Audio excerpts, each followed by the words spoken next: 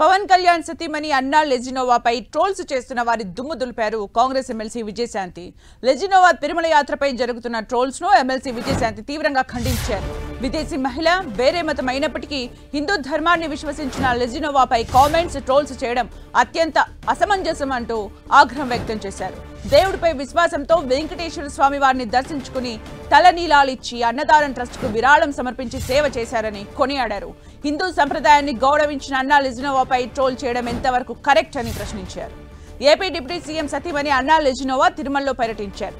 తన కొడుకు మార్క్ శంకర్ అగ్ని ప్రమాదం నుంచి బయటపడటంతో అన్నా లెజినోవా తిరుమలకొచ్చి మొక్కు చెల్లించుకుంది. తలనీలాలు కూడా సమర్పించారు. తిరుమల నియమ నిబంధనలు పాటిస్తూ డిక్లరేషన్ ఇవ్వడం, ఆచారాలన్నీ పాటించడం, స్వయంగా విరాళం అందజేసి అన్నదానం చేయడం చాలా మందిని కదిలించింది. విదేశాల నుంచి వచ్చి పుట్టుకతోనే వేరే మతం అయినప్పటికీ హిందూ ధర్మాన్ని అన్నా లెజినోవా నమ్మడం గొప్ప విషయమని చాలా మంది ప్రశంసించారు. కొందరు మాత్రం అన్నా లెజినోవాని ట్రోల్ చేస్తున్నారు. క్రిస్టియన్ అయి ఉండి తిరుమలకు రావడం ఏంటని ప్రశ్నిస్తున్నారు. అలాగే మహిళ అయి ఉండి తలనీలాలు సమర్పించడం ఏంటని నెట్టింట ట్రోల్ చేస్తున్నారు. ఇలాంటి వారికి విజయశాంతి గట్టి సమాధానమిచ్చారు.